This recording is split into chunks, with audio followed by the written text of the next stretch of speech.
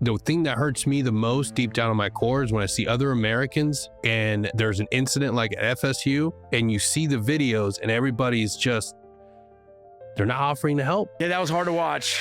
I don't understand at all, like public school, private school, whatever, is the whole education system. Like you're going to learn about cells and dissect frogs and get into advanced math. And there's no like first responder course. There's no, here's how to stop a bleed class. It's not everyone's obligation to do so, but those of you who are military background, law enforcement background, I would ask of you to be very confident with that pistol and carry it with you often, because it is that time of the world these days where we have to kind of protect our own.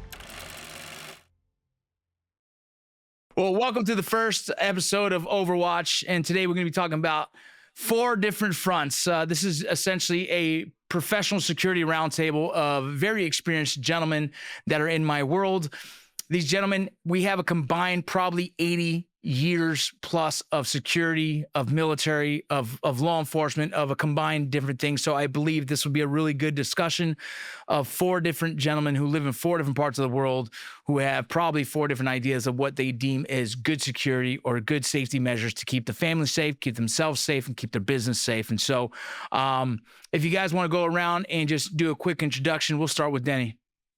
How's it going? Denny Caballero, retired chief from 7th Special Forces Group, the Red Empire. Happy to be here. Awesome. And then TJ? Yeah, TJ White. I was in 2nd Ranger Battalion, did 7 deployments, got out, did security contracting for about 10 years. Del? Hey, how's it going? Warsaw Del Rosario, served in 2nd Ranger Battalion with both Vincent and TJ, and then retired as a Master Sergeant at a 7th Special Forces Group with Denny. Everyone is connected, and I'm Vince Vargas, Army Ranger and Border Patrol Special Operations, and the host of Time to Head North podcast. And so here we go. So guys, I kind of thought of these 4 different elements, and I think they're kind of important because I think all of us kind of deal with these in our life. We're going to start with, we got school security, family security, personal security, and then corporate security. And that corporate security, we don't really work in the corporate world per se, but we've probably done security for corporate offices, probably know some, but as well as I think it's kind of a hot topic on the news right now of some of the things that are happening. And so we'll get to that. Yeah. First is first, man. Here we go. Recently here in Texas, we had another school shooting. It's something that it's common in America. It's something we're dealing with often. We all have kids, and that's a concern of mine at times. I did some school security, and I saw some weird issues there as a security officer, and seeing that the security that they implemented to the school wasn't, in my opinion, as sound as it should have been. And so my question to you guys is, what are some of the biggest blind spots in some of the school security models and that no one is probably addressing or that you'd like to mention? Yeah, the resource officers, man. That's one thing. New parent myself, man. The first thing that came to my mind is pay and how many resource officers we have. Why is it just 1 or 2 resource officers? And every time you've talked to one, it always circles back in pay. Yeah, we don't get paid enough. Well, if you certainly don't get paid enough, do you really care what you're doing? And I hate to put it that way, but we need to understand what it costs, what it takes to feed a family, and what it costs to support somebody in this economy. And if we're going to provide safety for our most vulnerable kids, man, we have to provide them with the best. And, one of the first things that I hear every time there's a school shooting is like, why don't we have vets in there? Why don't we have vets? Like, why don't we have a pathway to where we have a whole myriad of veterans right now looking to have a purpose and passion for defending and protecting? We can scrutinize the selection process and provide an avenue of approach where our schools are being defended and protected by some of the best warriors, best and capable. And I get it. There's a lot of veterans that need help and need resources and need to ensure that they're in the right mental headspace. All of us know that. But there's also guys that are geared up, they're ready to go, and they have a clean bill of health. They're good to go, and they're looking for that new mission, new purpose. And that's something that I think we need to explore a lot more of. Great call. Del, you were going to say? Yeah, it gets down with the SROs. I mean, a lot of them that I've seen are already towards the end of their careers. So it's more of a relaxed position. Doesn't mean that they're not switched on, right? Doesn't mean that they're not willing to protect the children that they take care of, but it's only one of them at most schools that I've seen, especially in Florida, where there was just a college campus shooting about a week ago. So it's rough. It's rough when there's only one person in charge of the security of the school. State by state varies whether teachers are allowed to conceal carry or have a gun on them or at their desk because of security reasons. And it's just something that we have to address. We have to address it because one is too many. Yeah. One kid losing their life to somebody coming in, gunning them down is one too many.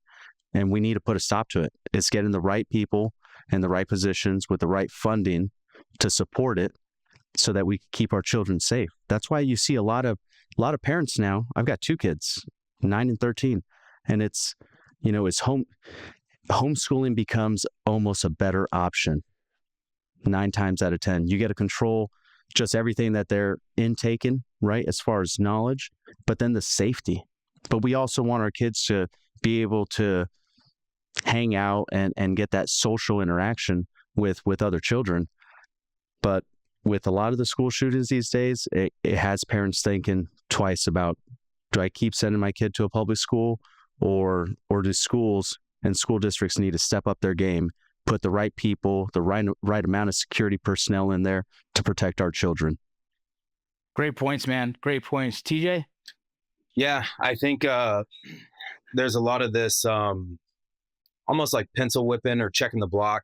They need to get some people in there who are either former criminals or think like criminals, because there's just so much stuff. It's like, hey, if something happens, we're going to sound the bell, you're going to lock the door. And it's like your door is a hollow core, nothing there. It can be kicked in.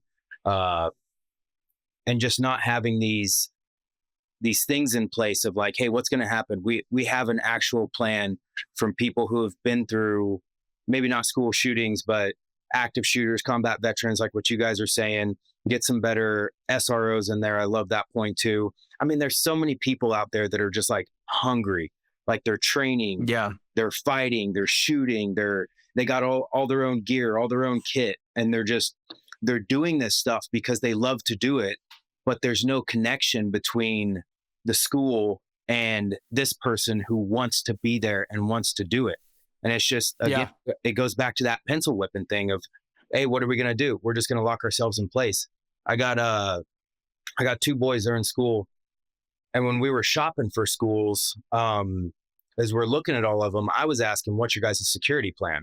Like, I'm looking at the outside, I'm looking at everything. And the first school we went to, it was, we're just going to hide. And I'm like, your school's like 1,200 square feet. Like, where are you going to hide? Like there's nowhere to hide here. So that was a deal breaker for me. And, just seeing schools that have a plan in place and something more than just like the fire drill that we've done it so many times that nobody's gone back to relook at it and seen if we can do it better. Yeah, man, it's crazy. So I actually did school security here recently, armed guard security, and I asked all those questions, and there's many layers of where they're failing as a school who has good money to pay them, still failing because they hired individuals who don't really have the knowledge. Mm-hmm. The main security guy at the school that I was working at was never military, was never law enforcement. He was a business consultant. He was able to create a good security plan by way of implementing more cameras. And so when I asked, like, hey, in the event of an active shooter, what's the plan? And there was no real plan, like no definitive, like, hey, here's what we're going to do. Here's A, B, C situations. Here's our areas. Nothing like that whatsoever. As well as they carried their pistol in their hip, but their M4s were locked away where it would take a lot of time for you to get them. So very interesting mindset on what they thought was going to be good security. And then guys like us who know, like, the threat's going to be doing what they came here to do with within seconds, and there is no time to sit there and waste time. And so it's very confusing. You know, some of the average numbers in these schools, 600 to 1,200 students, and they usually only hire 2 to 3 guards. And so, again, it becomes a money thing. I think, Denny, you hit it right. Like, money is the biggest issue. They don't even want to pay our teachers. Why are they going to pay the security guards? Yeah. You know what I mean? And that's a problem we have in America. Like, you got to pay teachers and you got to pay security to protect the most precious commodity that we have as Americans is our children. So I find it just the craziest thing ever that the number issue. When you said homeschooling, I mean, that's such a valid argument, because how else do you keep your kids safe? But on the other side of it, I want my kids to be able to socialize and have friends and play sports and the things that I had. So like, it's a really challenging thing as a parent to try and make a choice like that. Like we've had the conversation in our house. We've had the active shooter. We actually are in the same city of the kid who was stabbed to death recently in Frisco. That's the city I live in. And so we keep having these conversations like, how does a kid get a knife in school? Like, well, they don't do metal detectors because that's a little invasive for our kids to have to go through metal detectors. Like, not for me, it ain't. Put them through metal, make it TSA in that mother. You know what I'm saying? Absolutely, man. You bring up a great point that we often hear that's always echoed after these tragedies, where somebody says we need to heighten up our security. They always say, we don't want our children going to a police state when they go to school. I'm like, well, do you want them alive? You're not willing to change the culture. You want the culture to stay the same way, but you're not willing to change and up the threat. You don't want to meet the threat with a higher security presence. You don't want to do that.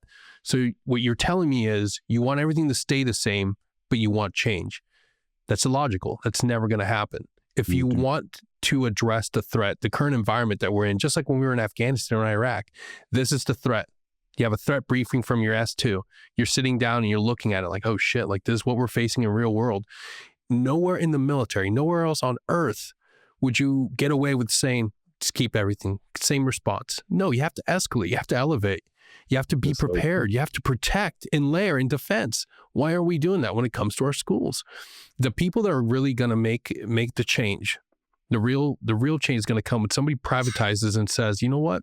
I'm going to build an academy. I'm going to provide a safe and secure place for you to go to, for your children to go to school, and you're going to pay for it. And you're going to willingly pay for it because we're going to provide the best resources, the best teachers, and they're going to be secure. I think right now there's a few individuals actually in Texas that have come together and they're building academies, they're building schools. When one of the number one things that they're putting on the plate as the primary thing to focus on is security. Because tests and everything matters, and making sure your kids can read at the appropriate level matters. But if they're not safe, if they're not going to be coming home at the end of the day, then it doesn't make a difference, does it? Yeah. Let me ask you something. Let me change the conversation slightly on this. Del, you have some kids that are older. I know yours, TJ, are younger. Danny, you have some that are in school, junior high, high school? No. I just had my first one. She's little one. Yeah. 3 months. So let me ask you, what are the conversation you're going to have with your kids in the event that something happens at their school? Are you going to say, hey, go ahead and follow the rules by hiding? Or what is something? I'll tell you what I do, but I'm going to hold it right now because obviously I don't follow the rules too often. But how about you, Del? You have kids that are in school right now, 8 and 13, you said. What are some of the things you've told them to be prepared for if in the event they're at school when this happens? So some of the things is going back to one of our previous conversations of being situationally aware, right? Understanding if they know what the sound of a gunshot is, right? They know when people are screaming and something seems off. Now it's trying to teach them, start putting these clues, these bits of information together to paint the picture of what's happening, right? And at that point, I need you to seek safety. For me right now, it's one of those things of, man, just be safe. Just be safe, because now that I've allowed them to go to this public school, I give up all control. I no longer have that control, right? That security falls on the school and the local police department to react. Right now, and I could go off tangent here saying, police officers have put in the work, they do the drills and all that. Are the teachers involved at the same time? No, it's during summer break when the school's free. That's when they're going in there to do all the drills and utilize the facility. But when the gunshot goes off, you pointed out earlier, it's too late. It's too late. It's better to be prepared for crisis response in the moment while it's happening, and be able to have a reaction to it, meet the threat with the same amount of force, or you lose. And that's what's going to happen. And so for me, it's just it's telling the children, hey, you have to be switched on when things seem off, and then you have to seek safety, right? They both have phones. It's one of those things. My 9-year-old, he has a cell phone. I tell him, hey, don't get on your cell phone while you're at school. I have Life 360 on there so I could track them. And then they know that, in case of an emergency, you call me. You call me right away. Because what we don't want is a police force to go down there, have their hands tied, and not be able to enter the facility and save people's lives, children's lives. And then somebody like us has to step up and make it happen. And I'll say it's crazy because if there's different protocols for an active shooter and a barricaded subject. And that is sometimes the issue, is the communication or the lack of communication in those moments where law enforcement hesitates because they're getting told it's a barricaded subject, which is unfortunate because that's, you have to have good communication during these stressful moments like this so they can react. You added a lot of good points. TJ, do you want to jump in on something? Yeah, kind of like what Doe was saying, just, these drills, you got the police drilling over the summer without literally the whole school. You run fire drills with everybody so all the kids know what to do. And we saw it while we were in the Army. It's crawl, walk, run. And you always have these people who immediately when something happens, they just go right into panic mode. And we're expecting them to sit down and either sit through a PowerPoint or read the SOP book of the school. Hey, this is what's going to happen. If you hear one bell, it means this. If you hear two bells, it means this. Well, when you start hearing gunshots, people are going to go into panic mode. You got kids screaming, people crying, everyone freaking out. You might have a handful of people that are calm and thinking and trying to come up with solutions in a building full of people losing their minds.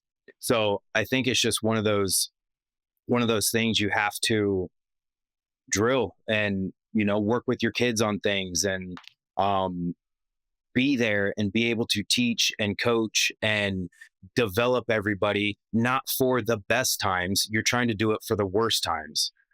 Yeah, dude. So I'll tell you what I did with my kids, man. So this is when we were in Utah. I was working at the school here locally. We're going back to Utah. So it's the same layout as what it was before. They're going back to the same private school. It's 2 stories. And I said, if you guys are for me, and again, if I'm wrong here, please correct me, you bunch of warfighters here that have knowledge, but I'll take the criticism. But I told them, create distance. Accuracy, it only affects you when you're closer. So run away, walk away, create distance. So if there's a window, don't sit in this damn classroom and waiting. Break a window, help your classmates out and run as far as you can so you can create distance. These shooters usually are not highly trained, and so they don't have the accuracy to really engage, especially a moving target. So create distance and make it a harder shot. And it's a harsh thing to say, but I tell my kids that. And I said, and I always tell my son, I'll tell my daughter to be a lot safer. I'll let my son risk a little bit more. I'm like, hey, in the second story, break the window, hang from it, and go, bro. I'd rather you start finding a way, My daughter, I'd say, go grab her first. But I always tell them, create the distance. I really feel the cover concealment, the basic things we talk about. But if you hear gunshots across the way, run the other way and create distance. Yeah, no, I'm not to call out my sister-in-law, but we're very, very different in our thinkings, and we agree on a lot of stuff. I'm going to tag her on this post, just so you know. Yeah, Jenny is not calling you out. The boy, you're doing a great job with the boys, but they're down in Orlando, and there was a school shooting, and she was asking for recommendations on body armor, and that was a time where they had the backpack plates where the kids were flip it over. I'm like, Jenny, a lot still do. Yeah. You're going to lull them into a false sense of security that if there's a shooter, they're just going to stay in place. They're going to put those plates on and oh, I'm good. It's not a video game. And those plates are not built for 5.56, dude, or a 2.23. No, they're not built for that. And they're young kids, but they're they play video games and they're going to think to themselves, oh, I'm good now. I'll just sit in the corner. I'm good. Like, no, exactly what you said. And I told her, when it comes to that, you need to be hands-on with your kids. Go to the school and like, hey, if it happens outside and you got teachers telling you to go inside, run the opposite way. We're going to meet over here on this other side. You're going to have to run. Get over that fence and you're going to meet in the corner of the street. If something happens, you're going to call me and I'll know we're going to meet up here at the corner of this street. Why go towards the danger? Run away, opposite direction. Get here. Mom and dad will meet you here. Get to this point. We saw it here in the latest school shooting at FSU. Nobody knows what to do. And these are young men, young women. Nobody knows what to do. They're disoriented, and the first thing they pick up is their phone. We need to start teaching people how to be accountable, how to be real human beings and keep themselves, be aware. Like Del said, be aware. Be head on a swivel. There's an interesting balance as a parent where you want your kids to have the emotional intelligence to manage something like this, but you also want to keep them innocent children. Yeah. But I think we're at a time in our lives where that is almost gone. This conversation has to be had, or else you're leaving your kid like I would never train, one of my soldiers not to know something because it's a little too spooky for them to learn, right? You know what I mean? And so it's like, I think that side of trying to keep their innocence is gone if you're sending them to school. Yeah, I think there's that. I've been thinking about this a lot lately, but it's like the nature versus nurture thing. We've created something here now that is perceived as incredibly safe. We got grocery stores, we got running water, you got hot water, you got all this different stuff. And it's like, I don't want to show you the scary stuff, but if you go out anywhere, like we live in North Idaho, like grizzly bears, mountain lions, moose, like that's a very real thing. Everybody has guns up here because you don't know if we got moose in town, so it's something that's just like, it's the way the world is. But in the last 100 years or so, we've kind of pushed ourselves away from it to put some blinders on and say, well, it shouldn't be like this, so we just won't look at it. But it still rears its head and shows itself and lets you know that it's still there and it's still present. We just don't want to acknowledge it because it could be a little scary. Yeah. Yeah, it's interesting. I agree with all that. I mean, we're down here in San Diego where we got crackheads, meth heads, bums, right? And it's the same thing. If they're not situationally, that's just, here we go. But it's just like walking down to the store, walking down to Froster Freeze, to grab an ice cream. It's like, you've got to be switched on. You just don't know. And that's walking to school, walking from school, at school. And then what Denny brought up, I mean, we get trained at a go to hell point. You're not crazy by coming up with security procedures for you and your family in case of events happening to keep each other safe. Yeah. Yep. And to be able to gain that accountability and then move to a safe location where you're good and away from, any type of harm. So setting that type of stuff up and having those maybe difficult conversations for some parents, kids may lose a little innocence, right? It's new or spooky to them. It's okay. Safety first. Safety first. I have older kids, man. Like my oldest is 22. So we've had these conversations when she was 10, 11, ages where I felt like, hey, if things go down, listen to me, follow my lead. You know what I mean? Yep. Even an earthquake drill is a very similar safety drill, right? We had an earthquake in Utah, and I told, after the first one, I was like, yo, I've been through a big one in LA. I'll tell you, here's the plan. You from the bottom level, because we had a 3-story, right? So like in Utah, they have the basement rooms, then you have the regular, and then you have upstairs. So I had to tell my lower level kids who are older, get to me. I'm going to get to you. We're all meeting in the middle. And then from there, boom, exit plan. It's no different in the event of an emergency. And so we've had the conversation and I don't know, I might be wrong, but I don't tell them like, hey, if someone's kicking in my door or coming at me and I'm going to be engaging, I just tell them like, look, if there's some kind of a threat, stay behind me, listen to where I tell you to go. We're all going to leave here. During COVID was when I had this conversation most recent, because if things went south during COVID, I imagined someone was going to come and try and take my rights. And so in that thought, I was like, let's be prepared in the event that this gets worse.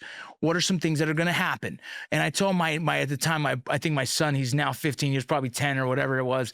And I said, you're going to load mags and keep loading them. You know what I mean? Like, that's your job, you know? And that's my son. right. I've taken him shooting. I don't feel like that was a bad thing, but I'm just like, hey, bro, you load mags and keep loading them. Everyone else will do what I tell mom to take care of the rest, and I'll keep engaging in the door.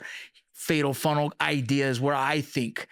What do you guys, I mean, obviously, Danny, you're not telling your baby boy or anything yet, Yes. you know, girl, whatever. Actually, she's learning the first principles of patrolling right now. So There you go. She's lip crawling those, like, keep going. Keep going. And TJ, I don't know. I know your sons are young, but you still are grazing them in a hunting kind of environment culture. So there's a foundation there. But Del, are you giving your kids kind of the lay of the land of the house, the exit plan, you know, what to do in the event of this or that?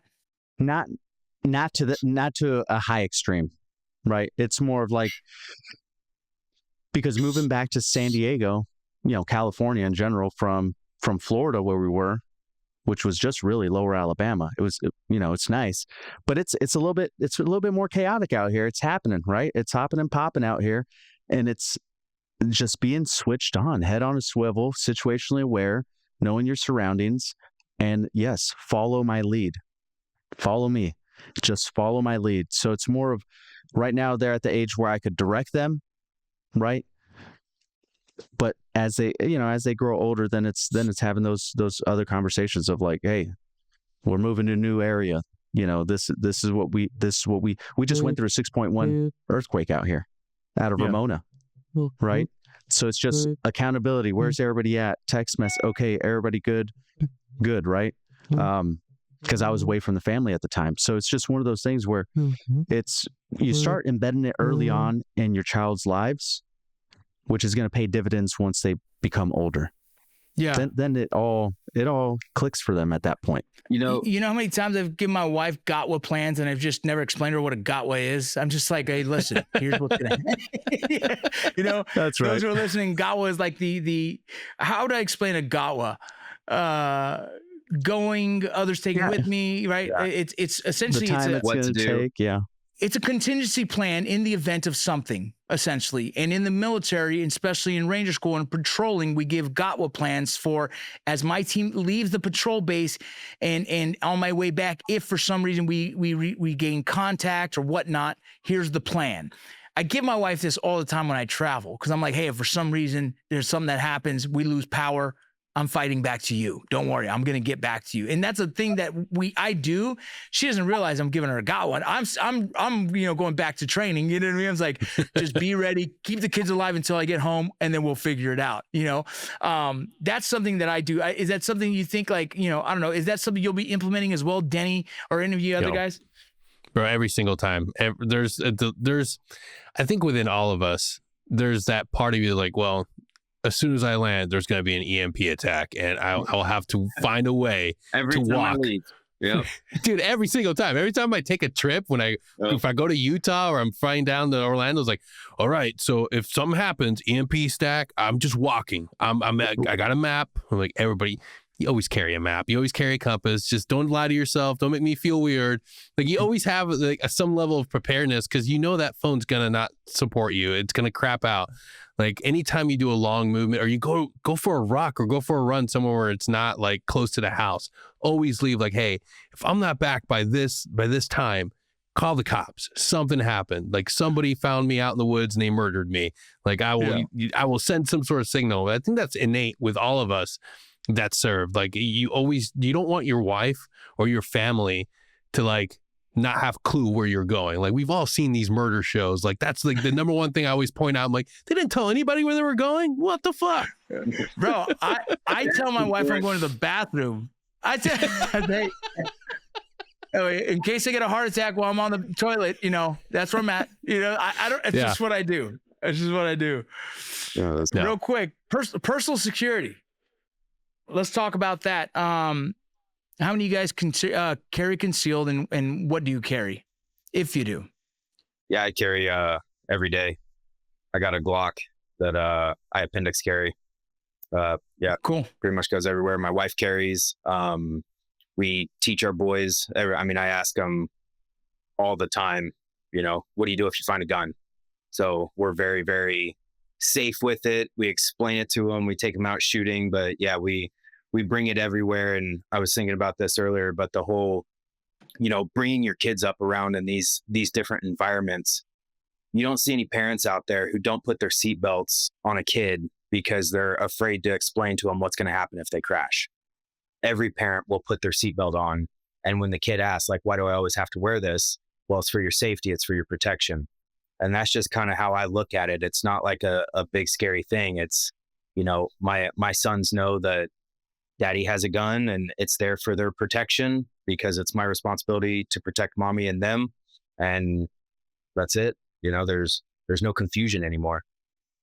Yeah. Good.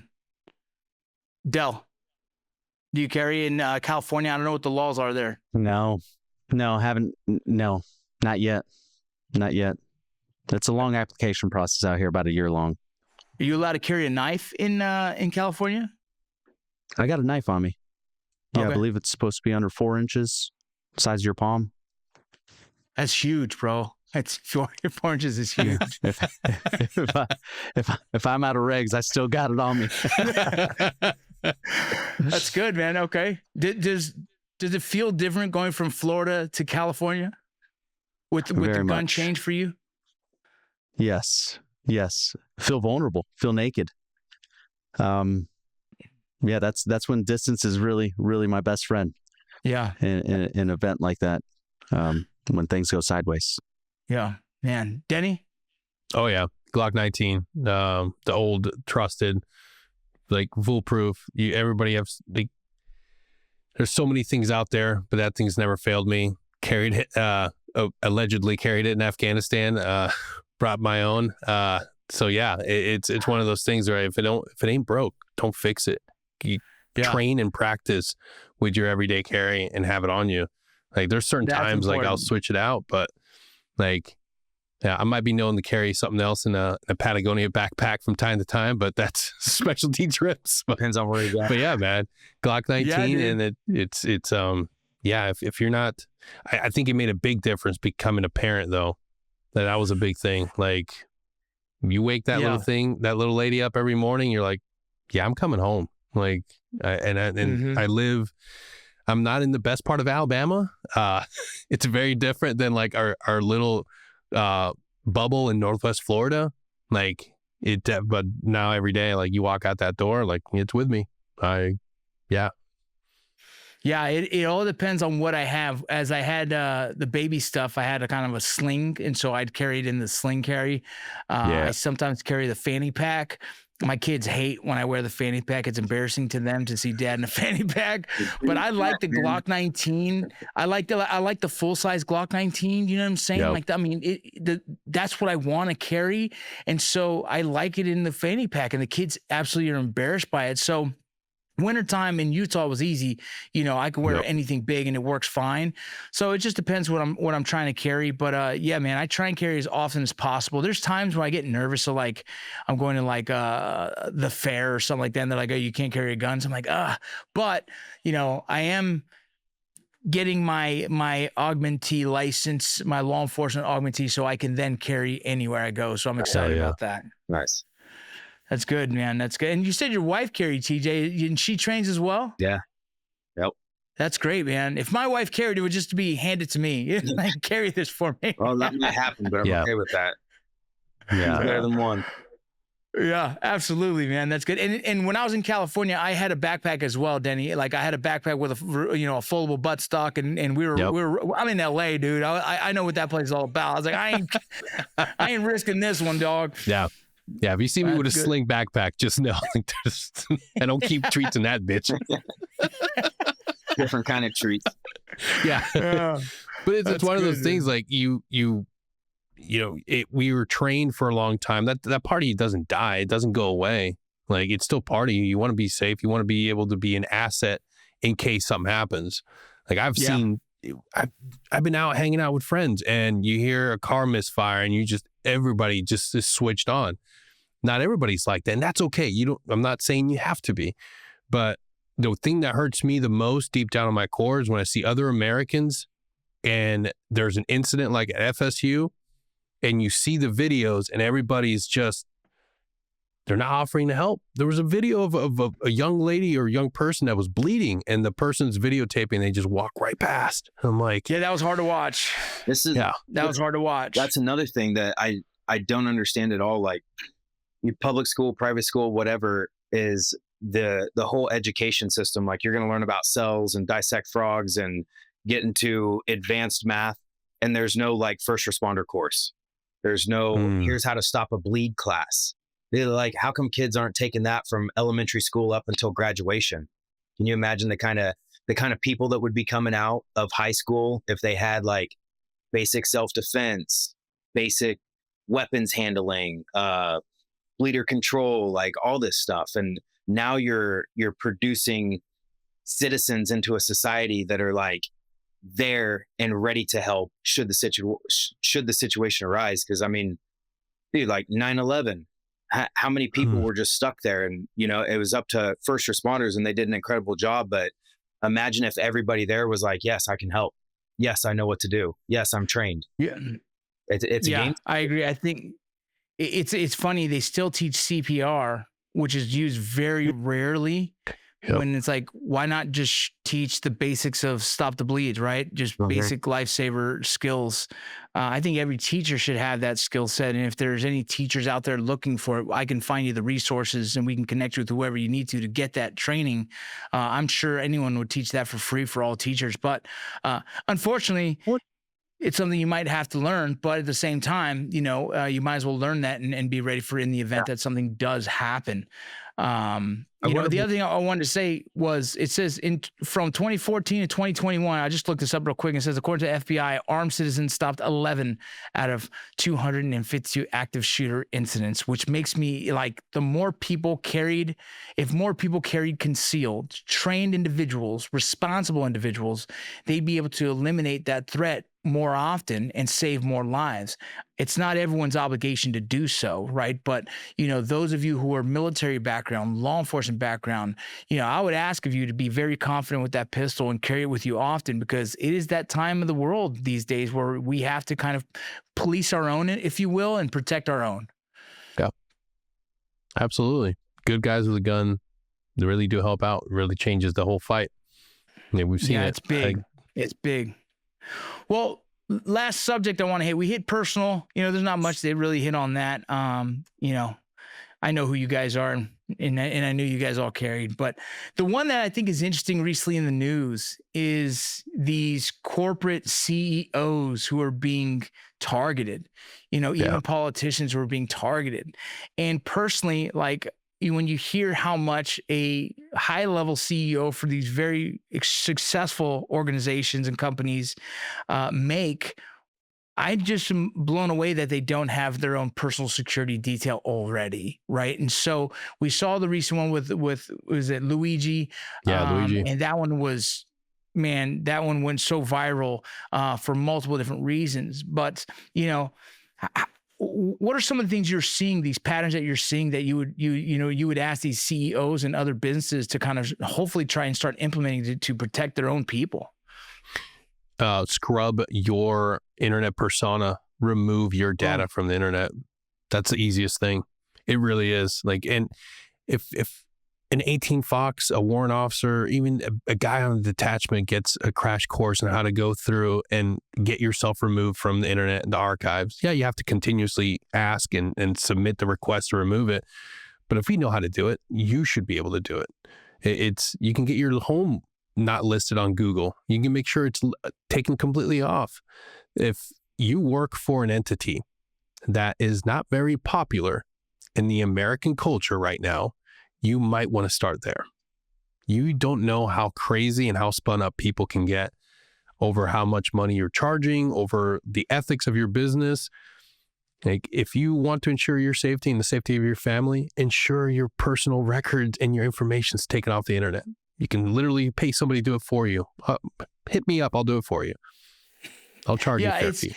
It's really strange that was ever a thing, to have these high CEOs have these profiles online. And it's like, Yeah. what was ever the need for you to know who these people were, when they're facilitating a very, I wouldn't say controversial, but sensitive position, and especially Yeah. in insurance or whatnot.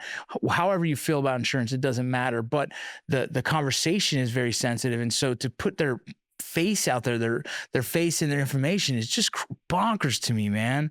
Yeah. TJ, what do you think? I think it goes back to what Del said, situational awareness. You see it all the time. People walking out of Walmart, people walking into a hotel, head down, looking at your phone. And then, if you're in any sort of sensitive position, you got to be paying attention all the time. And the rest of your life is worth whatever it would cost to have security, have somebody else watching your back. Even if it's, I'm sure that guy had a buddy like, hey bro, I'll pay you this much. Just follow me around and watch my back. That's it. Just yell, give me 2 seconds of head start. That's all I'm asking for. And it can literally change the outcome. That dude could still be alive. And obviously hindsight's 2020, and I'm not trying to, nitpick it, but it's very unfortunate. It's unfortunate that people think that is the way to handle things, and how cheap life has become because somebody got their feelings hurt online or whatever. And then the flip side of that, like you touched on briefly, is how it gets glorified or is viral because of whatever reason, and it's just feeding that. It's feeding that terrible culture. It's throwing more logs on that fire of, you can be famous if you do something like this, when in reality it should be like, you're not getting your picture posted. Nobody's saying your name. Like, you're going to get the book thrown at you every single time. This is what happens, and you will be erased from human history for what you did. And before I let Del speak, I want to just say that is exactly what I say when it comes to active shooters, when it comes to anyone of this kind of nature. Give them no TV time. Yeah. Do not promote this action. Do not make them a martyr for whatever the hell this is. Like, nothing. Yeah. And that's how you slowly kind of dismantle this idea of like becoming a recognized name because of it. This Fight Club era, this V for Vendetta thought. Boom, scratch it. It's done. Give them no energy. Yep. Del, what do you think? Got a couple thoughts here, and I'm really, really hoping and praying that there's some high level CEOs looking at this right now, because there's gold in here. I mean, Denny hit it with, just your online profile, right? What is your digital footprint?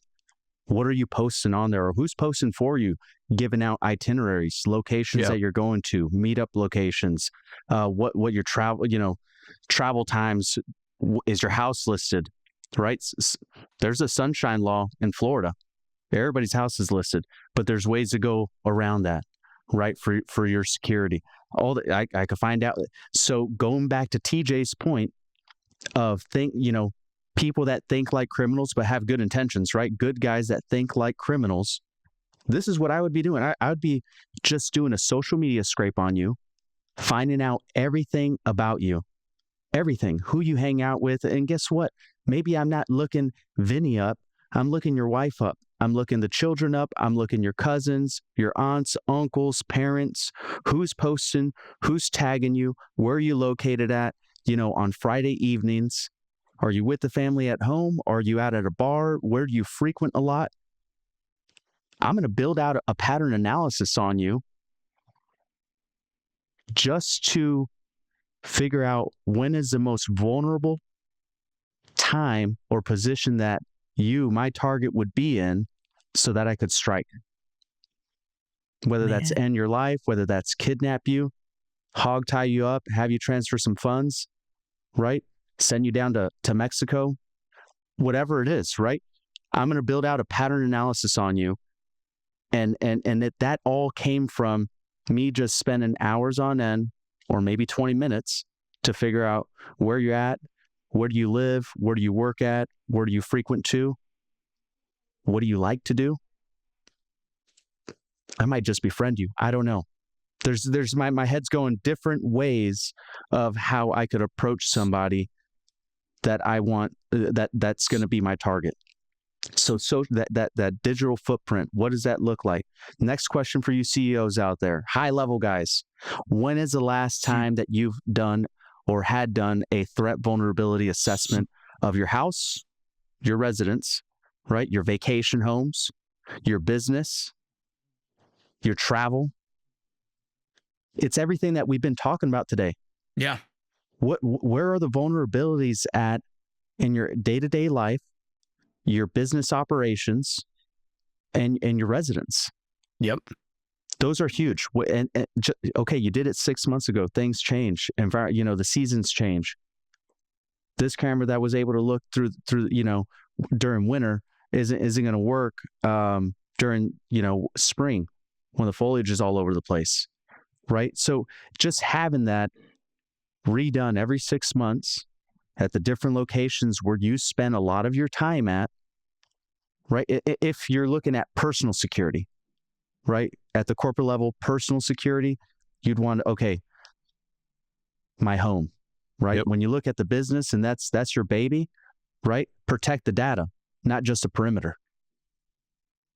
Man. What is most valuable for you in your business, and not just superficial on the outside of, hey, I've got some cameras set up here and I've got a guard at the front entrance. Because you know what? During the threat vulnerability assessment, when you red cell it, when you have a red team go in and try to penetrate and get valuable information, or to the point where you potentially kidnap somebody, right? All for training purposes to identify these vulnerabilities. The weakest link is always going to be people, human beings. Yes, so sir. Now, after that threat vulnerability assessment, I want you guys to then assess and conduct some analysis or get with your hiring agent of, do we have the right people in the right places? Do we need to hire more? Do we need to fire somebody? Do we need to conduct training? There's guys like us that are out there, special operation guys that are, they want to have an impact. They want to have an impact. They may have a business. They may do something pro bono. Who knows? But it's again, reach out, right? Yep. Can you get somebody to come in, do these threat vulnerability assessments, figure out my weak points, figure out who is my weak point, what type of training can increase their response or their situational awareness? Because not everybody has the type of training that we have. Not everybody looks through the lens as a criminal. So they fall into this sense of, safety that doesn't exist. Nobody's ever going to rob this place. This corporation, it's all offices and all that. Nobody's ever going to do that. And all I do is befriend the janitor, come in, dress the same way, walk up to the 4th floor where you have all your data, put it in a USB because I got some CTO wizard in the back that's tech savvy. We steal all the data and now we're, or put a bug in there, whatever it is. So it goes, digital, physical. You have to do both, and then your personal. Man, when's the last time that you guys have done a crisis response? Don't piss off Dell, y'all. Exercise. Don't piss off Dell. It's just, these are all the things. When shit goes sideways, what are you doing?